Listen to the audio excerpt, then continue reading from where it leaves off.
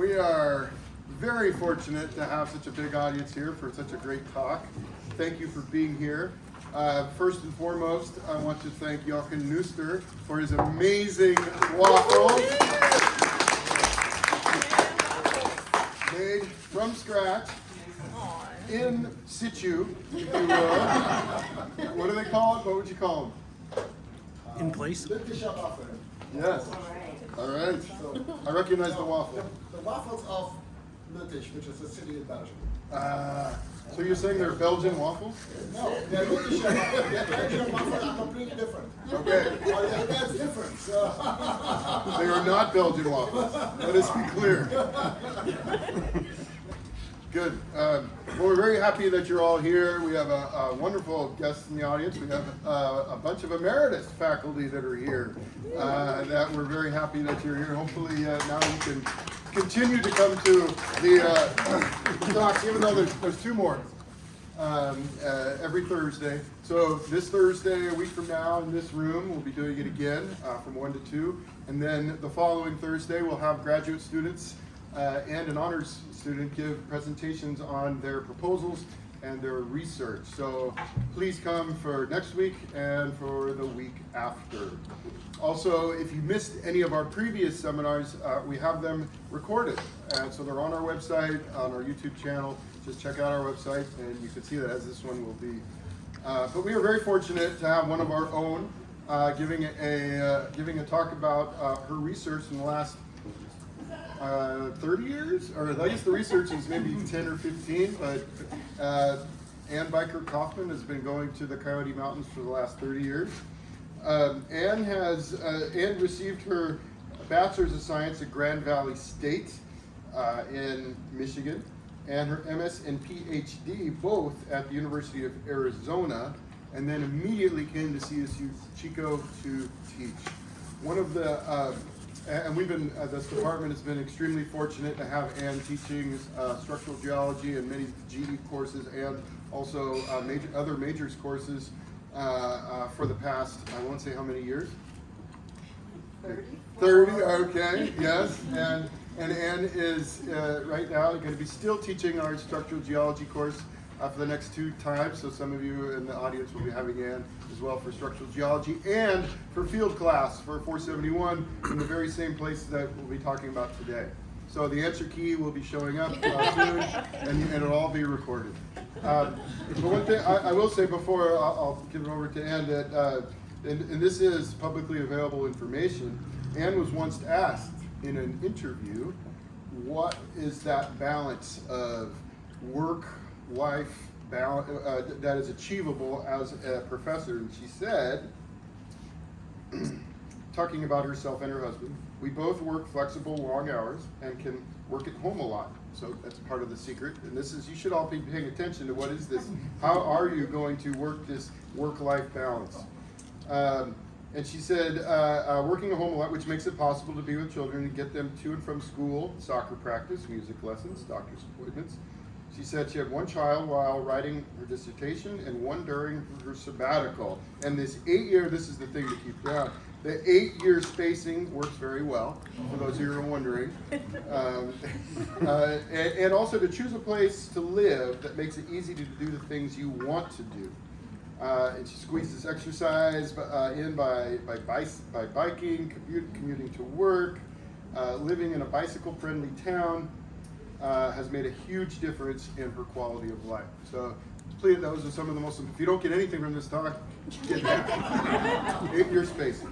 So, with that, I will hand it over to Dr. Anne Bykerk-Kauffman to talk about the faults of the Coyote Mountains. Thank you very much.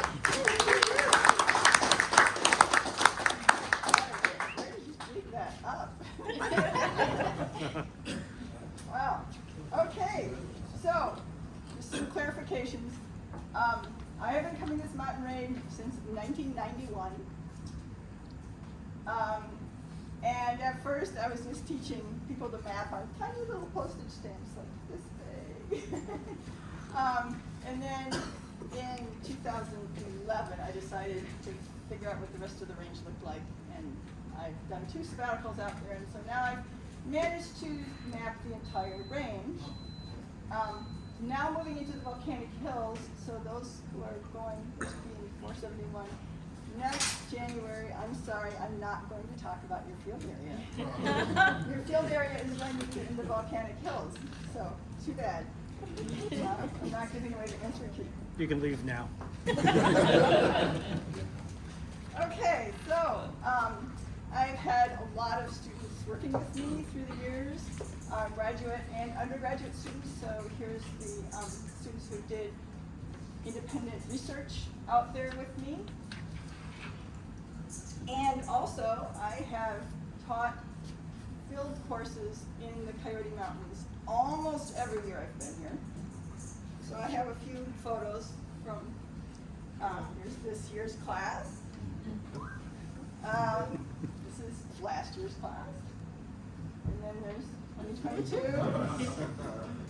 I'm getting younger as we go. There's 21. We did it, even though we had online only. We managed to get permission to go in the field during spring break. So we did that. And this is 2020. We peeled out of town right before the pandemic hit. Wow. Lockdown happened while we were out there. But we were in our own little bubble. So there we were. We have to go back a little ways. Here's 2017. Here's a group that I took out during spring break. January that same year. 2016. Before I can see it now, I'm a lot younger now. I'm not in that picture. And that's the oldest one I could find. Oh gosh, that's a lot of people. All right, so where is this place? So this is the border here, Gulf of California, Salton Sea. So the Coyote Mountains are right there. And so this is what they look like from the east. The highest peak is Carrizo Mountain at 2,400 feet, so no high elevation issues there. And this is the view from the top of that mountain, looking northwest. And this is a view of the mountain from the other side, looking northeast toward it. And so as you can see, there's hardly any vegetation, which means you can see rocks, which is why I like working out there. I can actually see what's going on. All right, so geologically, the Coyote Mountains are located right here.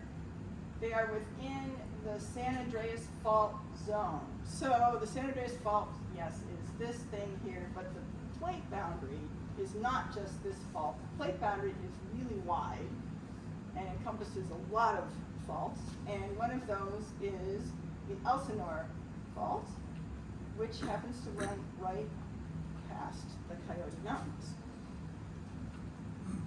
All right, so here is my map. You can't see a whole lot with this because it's mapped at a scale of 1 to 12,000. So I've squeezed it onto one slide. So some big things to notice. This is the Elsinore Fault right here. And here are some other major faults. Here's the Painted Gorge Fault, the Painted Gorge Wash Fault, and the Canyon Sin Nombre Fault, and many, many, many other faults. Okay, so what I'm going to do is first give an overview of the rock units and then talk about some of the faulting, definitely not all because that would take me way too long. Okay, so the rock units in this range you can split into 4 basic packages. So you have the metamorphic basement, which is both metasedimentary and metaplutonic rocks. That is Paleozoic and Jurassic, so that's one package. And then there is a non-conformity, and above that non-conformity you have another package of rocks that are sedimentary and volcanic. All of the volcanic rocks that have been age dated are about 17 million years old. So there was a very brief period of volcanic activity and then a little bit longer period of sedimentation. But it was very localized. It was just in stream channels that you had significant amounts of accumulation. All right, so that was then in the lower part of the Miocene, and then you had a disconformity, meaning that no tilting happened, no deformation was going on in between, but you did have some erosion, and then you got another package, again, over a short period of time, of sedimentary rocks, and some of those came from the Colorado River, so some of them sediments came from as far away as Wyoming, deposited in this area. Okay, and then you had an angular unconformity. So we have all three kinds of unconformities here. And then above that angular unconformity, you have the quaternary sediments, mostly gravels. Okay, so those are the packages. So I'm going to go through those one at a time here. So first, the metamorphic basement. So this is a view of some of the metasedimentary rocks. There's marbles, schists, and quartzites, probably derived from myogeoclinal sedimentary rocks deposited in a shallow marine setting in the early Paleozoic, but then of course they've been metamorphosed. So this is what was deposited as limestone but is now marble. So that's just one example. Note that it's quite foliated, and the foliation is steep. Then you've also got some Jurassic granitoids. So this is a view of those. Those are also foliated and are really kind of gneissic locally.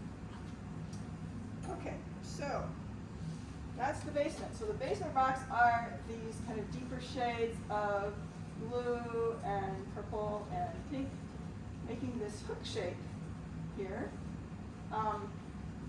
And so the center of the range, the high elevations, are that metamorphic basement.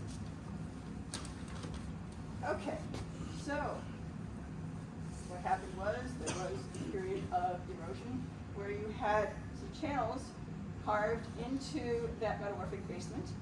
And so in the early Miocene, you deposited a series of sedimentary and volcanic rocks into those channels.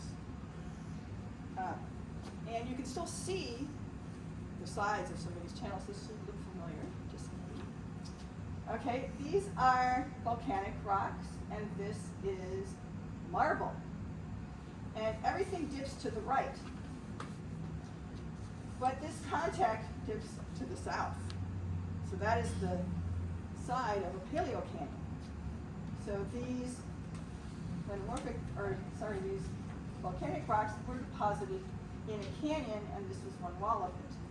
And one way that we know that that is a canyon, aside from the fact that this is dipping south and everything dips east, is if you look on the other side of this ridge, you see all this marble, and this is what the marble looks like. It's full of these holes. Who knows what those holes are? Israel. Clam borings. Okay, you have a wall of clam borings, and it's dipping off to the east. And those clam borings were made in the Pliocene when this area was flooded by the sea during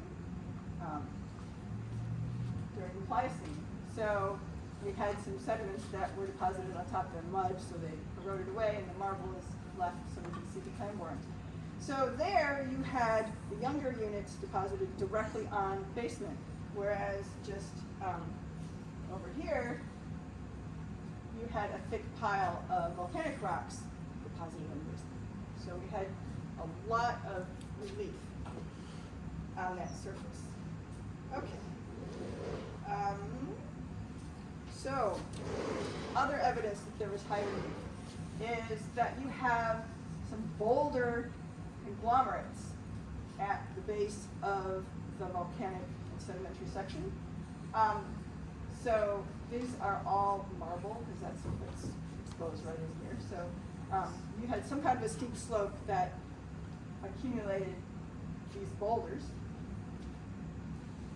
And we have for scale. All right, then you had not just volcanic rocks, but volcaniclastic rocks. So there's a volcanic clastic sandstone dipping here, and this is proper technique for measuring striking dip.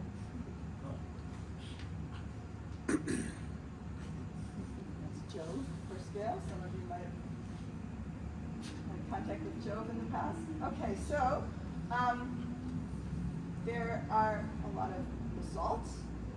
Most of what you have in the sequence is basalts. And here you've also got a fluvial conglomerate. And these were often deposited in the bottoms of the valleys, and then you have the volcanic rocks deposited up above that. Okay, and then some of the volcanics are rather exciting. There were some large bombs. So we must have been really close to the actual crater here. So there's the scale. Okay, and some of the other units that we have tuffs. Here's some more basalt and volcanic plastic reflow. Really fun, cool rocks to map.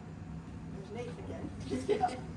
Nate got the award for most likely to be in a photograph for scale after field camp.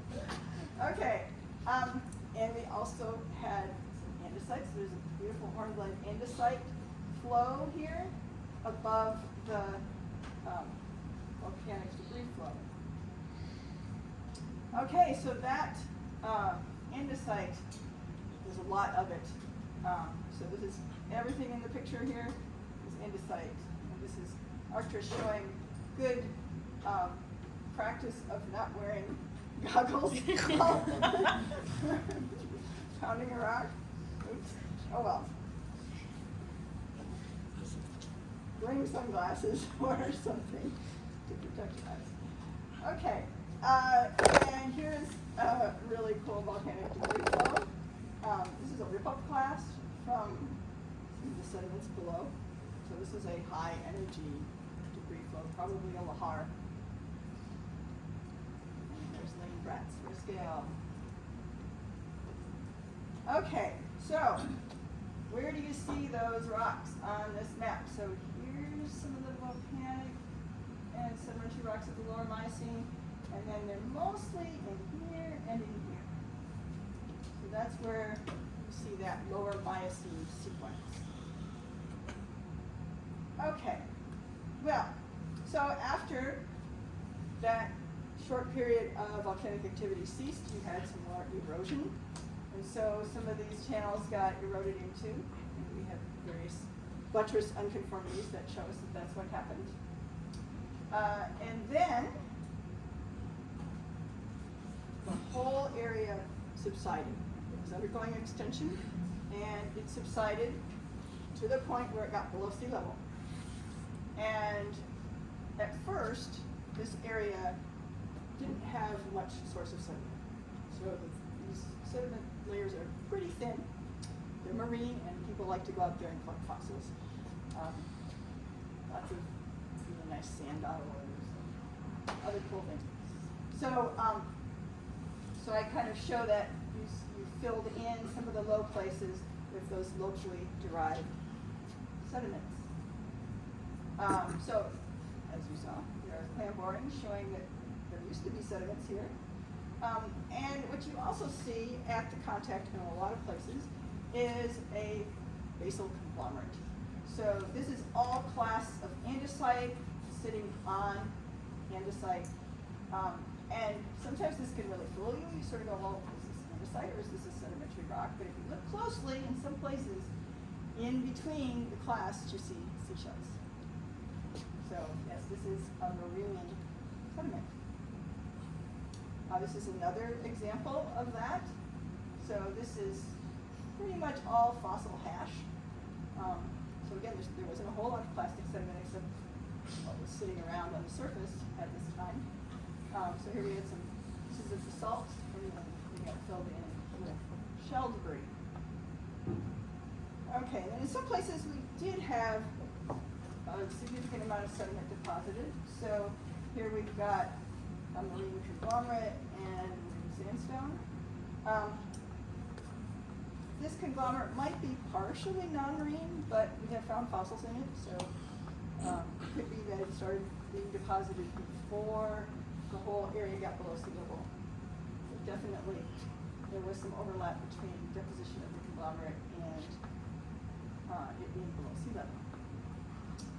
Okay, this is some evidence that you had a lot of relief on that surface, so we did have erosion going on before the marine section was deposited. So here's a place where you've got marble underneath. So sometimes you had volcanic rocks underneath, some places you have marble underneath. And so here's some sandstone that's fossiliferous marine.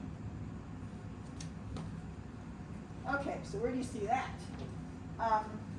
So these sort of light tan colors in here, so you have a lot of really reasonably thick sections in here, over in here, and then just very thin, so thin there's you can't see it from there. Okay, then the big source of sediments appeared. So the Colorado River, believe it or not, has not always existed. And so there's a lot of controversy right now about when was the Colorado River, was the Grand Canyon carved. And so some say it's only about like 7 million years ago. Anyway, but somehow this canyon was carved and the Colorado River water started making its way west.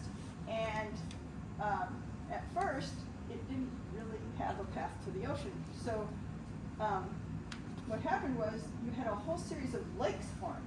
So you had water coming in here and filling a large piece of Nevada with water until it got to a point where the water got so high it could spill over. And so it would spill over and then fill the next piece of desert with water until it got high enough that it would spill over. And it kept doing that until eventually it got to the Gulf of California, which was opening at that time, and why this was happening. All right, so the Coyote Mountains were located here at the mouth of the Colorado River. So suddenly, actually, just after this, so 4.8 million years ago, that's when the water got there. And that's when this whole area just got inundated with sediment coming from this whole huge drainage basin. That's just the Colorado River. So I showed that like this, a very thick pile of sediment. Non-marine, or excuse me, marine at first, fairly distal, deltaic sediments, muds, and then it gradually courses upward and becomes non-marine at the top. So here is some of the marine sediment. So this is mud and grading upward into sand and a coquina bed. This is like 100% pure fossil bed. Really cool. And those were channels of the delta. It had high enough energy to transport oysters. And historically, not that long ago, the Colorado Delta was just oysters. Tremendous amounts of oysters. So there was plenty of raw material to transport and form these coquinas. So here we have a close-up of one of these coquina beds. They're moss-bedded in places, showing you had a high energy environment. And there's that for scale. Okay, so here you can see some little shell fragments. They're not all oysters. There are some other kinds of fossils in there. So that's what that rock looks like. Okay, now that was in the eastern, probably 3/4 of the range that you had marine conditions, but in the western part, you were just above sea level. And so the delta kept prograding and eventually prograded onto areas that were non-marine, were not below sea level, so you had non-marine sediments deposited by the Colorado River in the western part. So this is some of those thick, thick piles of sediment coming from the Colorado River. It's the most bizarre thing. You are out there in the middle of the desert and the sand is like perfect beach sand. All right, then even closer to the mountains and also a little bit later on, we deposited some totally locally derived sediment coming from the mountains off to the west. And those are the gravels. So here's a close-up of those gravels. Now these are Pliocene to Quaternary, but look how steeply dipping they are. So we've got active deformation out here. Okay, where do you find those? Well, all around. Most of what is on this map is actually those younger sedimentary rocks, the uppermost Miocene, Pliocene into the Quaternary. So the more greenish ones are the marine, and the pink are the non-marine or mixed marine. Okay. So those are the 4 packages. So in order to map the faults, you have to understand all of that. Okay. Oh, I forgot there's one more package. I always forget that, the overview package. That's the Quaternary. So here you can see an angular conformity. These are some of the rocks, the sediments that were deposited while the whole area was subsiding, when it was extending and subsiding. And then there started to be uplift and tilting, and we got still sediments deposited, but there's a nice angular conformity between the youngest sediments, the Quaternary sediments, and the older ones. Usually those younger sediments are flat-lying. However, if you get really close to the Elsinore Fault, they can get very steep. They get essentially vertical in some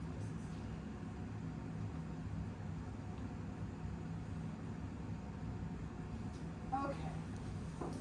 So all of the yellows down here are those young Quaternary sediments. All right, so back to the faults, which is what I was really out there to do, is to map faults. So here's the Coyote Mountains again. The Elsinore Fault makes a bend of the Coyote Mountains. So those of you who had structural geology, you know where this is going, I hope. Okay, when you have a bend like this on a strike-slip fault, get something like you have the big bend of the San Andreas. So this is the big bend of the San Andreas, and right at the bend, you have mountain ranges popping up. The transverse ranges are here because this whole region is trying to move toward us, and this whole region is trying to move away from us, and right here, they're crashing into each other. And so that causes compression and causes thrust faults and mountains to pop up. So, the same thing was happening here, which is why the Coyote Mountains exist. Because we have this compression happening here, which is really handy because then it makes it much more interesting geology. Otherwise, this would all just be a valley with sediments. You couldn't even see what was underneath. But this lets you see underneath because it's being pushed up and faulted like crazy. Okay, so the result of this is that the Elsinore Fault is not just a strike-slip fault. In some places, it has also dip-slip motion. So we're going to look right in here. Some of them got to map in here in January. Okay, so this is the Elsinore Fault, and there are bends within bends. Okay, so there's a big bend that is the Elsinore Fault as it passes the Coyotes, but as you get close, you'll see, oh, here's a little bend within the big bend. All right, same situation is going on here. You've got this side is trying to move to the southeast, and this side is trying to move to the northwest, and right here, they're hitting each other. And so we get compression happening in here in a big fold in these sediments, including, these are all Quaternary, folded. And here's your fancy word for the day. Transpression is when you have both transform motion, as in strike slip, and compression happening. And so you get oblique faults, faults that are not just strike slip or just dip slip. So this is meant to show that there's some thrust motion or reverse motion out of these faults. So that's what's happening right in here. So this piece of the Elsinore fault is not just a right lateral strike slip fault, but it's also a reverse fault, popping out mountain range. So here is that fault right here. And when you map it, it wiggles around because of the topography, showing that it is dipping toward the mountains. So this area is moving toward us, this is moving away, but also this area is moving up and this is moving down. And this is a close-up of that. So these are some of the Pliocene mudstones from the Colorado River, and this is some of the Paleozoic metamorphics. And we've got Dennis McGuire for scale. All right, so over the years, the last 13 years that I've been mapping out here, whoops, sorry, my students and I have mapped all these faults. This is quite a network of faults. Dominated by the right lateral northwest striking faults, but there's a lot of other faults in here that are not doing that at all. So, this is the Elsinore right here. I'm going to point out the major ones. It's a right lateral fault. Here's the Painted Gorge fault, so we got to map part of that. This here is also a right lateral fault. And there's the Canyon C Nombre fault, which is a left lateral fault. At a real high angle to the Elsinore fault. There's also the Painted Gorge Wash fault, which my mapping just sort of has stopped there. Maybe next year I'll continue and get that fault back to you. Okay, so let's first look at the Painted Gorge fault. So we're going to look at this area right here. Should look somewhat familiar to you. Okay, so this is the Painted Gorge fault right here. And this is what it looks like on Google Earth.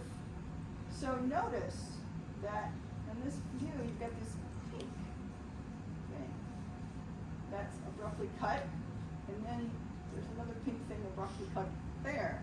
Okay, what is that pink thing? That is andesite.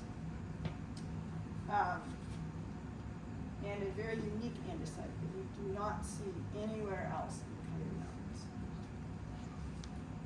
So this is what it looks like on Google Earth. So here's the northwestern one, and here's the southeastern one. And Painted Gorge fault is considered an active fault. This is a quaternary fan. I've been told it's probably correlative to fans that have been dated as 100,000 years old. And here is a scarp formed by the Painted Gorge fault, cutting that fan. It's actually rising up this side just a little bit. So that presence of that scarp shows that the Painted Gorge fault has been active in the last 100,000 years. Okay, so here is a view of the Painted Gorge fault. So this is andesite here, and this is andesite here, but this is deltaic mudstone. So this is where the fault goes, right here. So it forms the contact between the mudstones and the andesite at this spot. Okay, so that last picture is looking over here. So, it sure looks like this was once sort of a more rounded shape that was cut by this fault and displaced like this. And so part of the mapping that I did this year in January and February was to really check out, does that make sense? So what I found was that all around the edges of this thing, you had this tan unit. That was those basal conglomerates.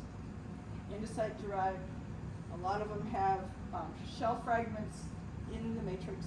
So there's a marine sediment that was all around the edges of this thing, but not here, except right there. And then you see the exact same thing right here, but not here, for reasons I will explain in a minute. So you see the same unit here as you do in here. And so that's all around the edges here. You see those fractured and brecciated andesites with shells in the matrix. Okay, so this is what that andesite looks like. Really nice hornblende phenocrysts throughout it, and it all has that, but nothing else I've seen with coyotes is like that. So it's a unique body of rock, probably a volcano. Imagine like a small Lassen, surrounded by basalt flows, but this was sticking up. And it was probably still a high spot, even in Pliocene time, and you can see that because of how coarse the sediment was that was deposited around the edges. So here is that sediment again. Here's another outcrop of it. This is Archer's taking a sample of that. And notice how coarse some of this is. That was taken right here. Okay, here's a really thick pile of brecciated andesite, and you have to get to the very top to see that there's shell fragments sitting in the matrix there. So there must have been a pretty steep slope to have all this material coming down, probably forming talus slopes on the side of this remnant volcano that erupted in the early Miocene. Okay, so that picture was taken right in here. And then here's some more of that material. And that picture was of this. So, okay, here we've got those conglomerates all around the edges of this half, and then right in here. And so you can come up with an estimate of how much offset there is on this fault. So 0.86 kilometers, almost a kilometer. Which is quite a bit considering that the Elsinore, has at most about 3.5 kilometers on it.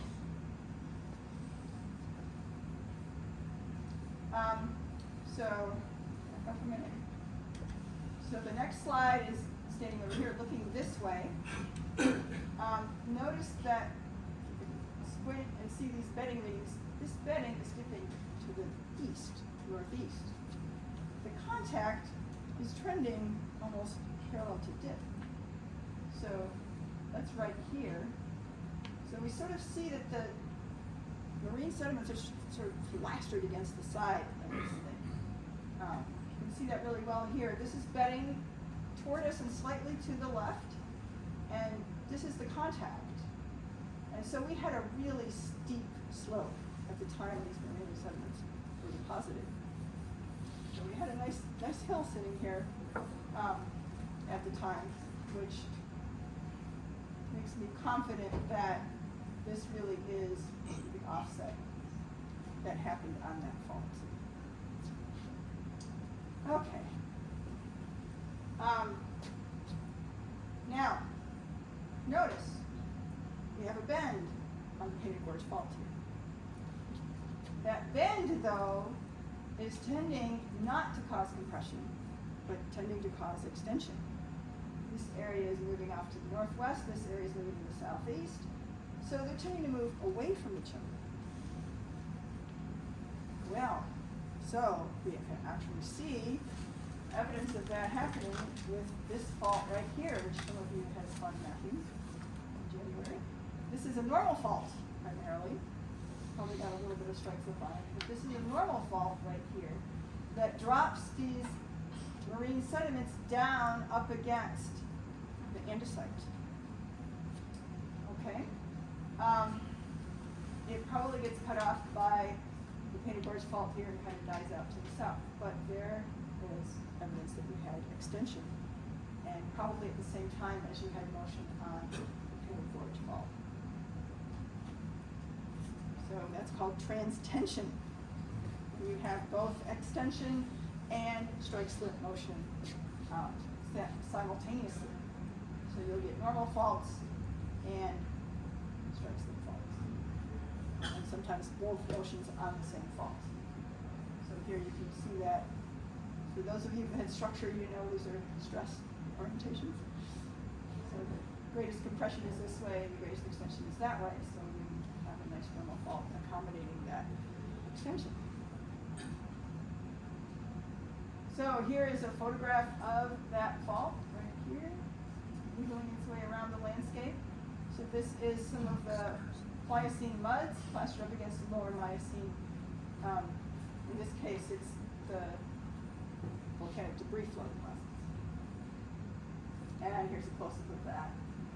You can see that this is dipping about 60 to 70 degrees, which is what you're expecting normal faults to do.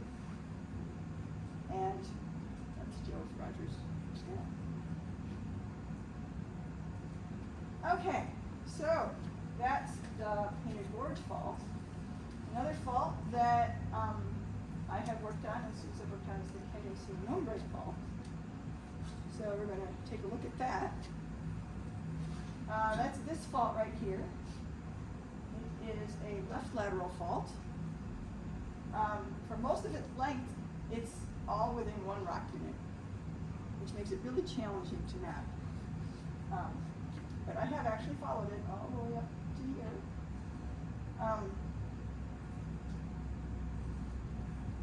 Here is a photograph of it where it's easy to map. It puts the non-marine deltaic deposits up against the metamorphic basement. Got some cool folding happening right here associated with some of the faulting. Some of you have mapped in there. Here's a close-up of it. This again is the non-marine deltaic muds and sands, and this is the metamorphic basement. And the fault is right there. And there's Dennis McGuire again for scale. Dennis loves faults. I have all kinds of pictures of Dennis next to a fault. Okay, so where it's harder to map, this is what you gotta look for. This is it right here. So you see bedding being truncated, same unit on both sides, but there's something that's definitely disturbing the stock here. So it, like the Painted Gorge Fault, is probably active because, again, it forms scarps on alluvial fans. So there's an alluvial fan here, and here comes the Canyon C Nombre Fault, and it actually gives a bend right here and forms this beautiful scarp. And here's another scarp on a minor associated fault there. So it could potentially have an earthquake. So if it does, I'm going to go check it out. All right, well, how much motion is there on this thing? It's harder to tell.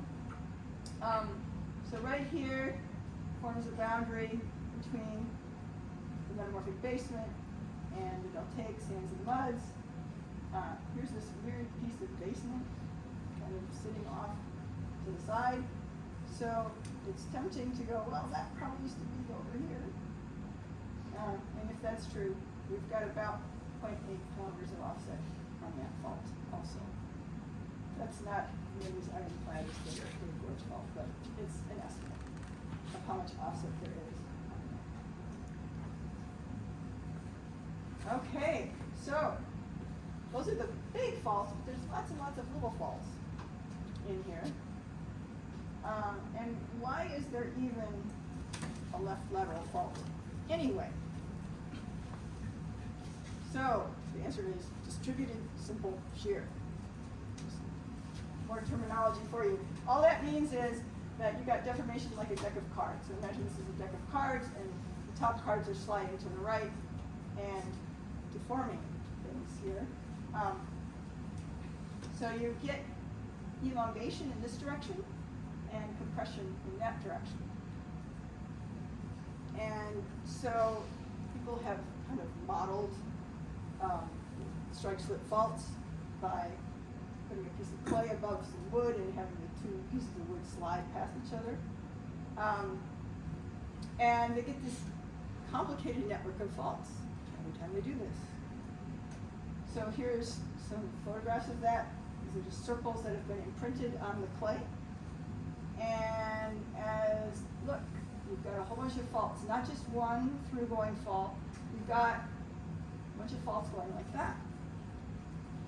A little bit further along, you've got more motion on those, and now you've got a few at a high angle to the main fault that's down at depth. And those are more prominent now. And they're still there, but they're really being overwhelmed now by these, which are right lateral, like the main fault. And eventually what happens is it all gets integrated into one fault, but it's not perfectly straight.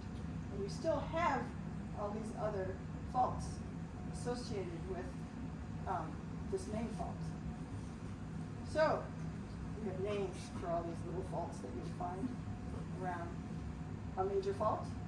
They're called Rydell shears. And very imaginative, we call them R prime and P. I'm going to ignore P for now. You don't see a whole lot of those in the Coyotes.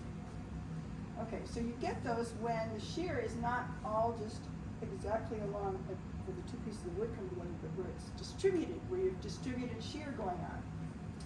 So you have compression going on this way, extension this way, and these faults, these two sets of faults that we observed in the clay, act to help that happen, to help things get shorter this way and longer that way, so that you can get that distributed shear going on. So, maybe that's what's going on here. So here's the Elsinore fault. And then these are the predicted orientations of the R and the R prime faults. So, you see some faults, these are indeed right lateral. They fit the R model pretty well. But these faults, they don't fit the R prime model very well.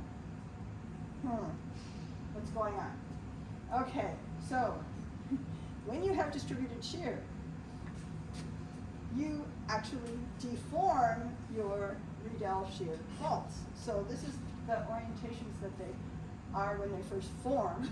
But then as you shear this whole thing, you start rotating your faults. So here we have about 10 degrees of simple shear. Here's 30 degrees. Notice the angle between those two faults keeps getting bigger. And the R prime rotates a lot. The R rotates not very much. And then we even get well above 100 degrees between them now. And we can get a really large angle forming between the main fault and the R prime. It gets even crazier. Okay, well if that can happen, then we can make some sense out of some of these faults here, which when you can tell what kind of fault they are, they tend to be left lateral. There are some normal faults too, but I'll ignore that for now. So after about, if this whole region has undergone 30 degrees of simple shear, your R prime should be like that. Well, that kind of fits these maybe a little bit. Not these though. So to explain these, you have to have this area undergo even more distributed simple shear.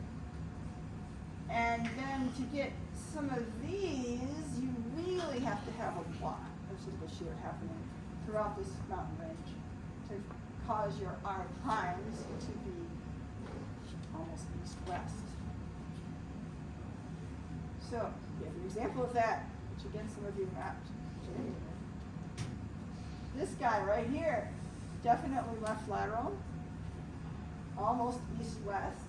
So, if this is an R prime, this whole area has undergone 67 degrees of right lateral support here. So here's a photograph of that fault. I did not take this picture. Evan took the picture. Evan likes to climb really steep slopes. So he took that picture. It really nicely shows, yes, there is a fault here.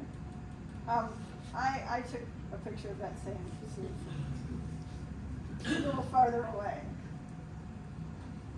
Okay, so we can also tell that this fault has been around for a long time. It's seen a lot of the deformation that's happened in this range because it's cut by newer faults. This one here, this one here. So that also lets us see this fault has been around for a while. Okay, and I want to show you on the last day. I was in the field this February. I saw at least a dozen bighorn sheep. Okay, so here are a bunch of them, and here's a close-up. This is right where some of you saw a couple of them when you were in the field. And then I had to see if I could actually do this. I had to take a video.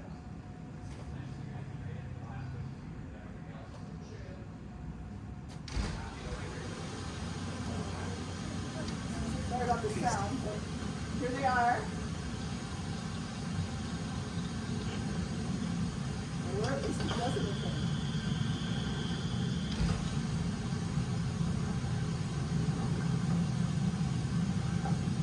Train them to map for you. Pardon? You should train them to map for you. Get right up Yeah, there. look at the slopes are going up, and this is just crazy. Make it look easy. Yeah. I think even Evan would go up this slope. Evan would go. And then they all kind of looked at me a minute. And they said, it's okay. Okay, well, that's it.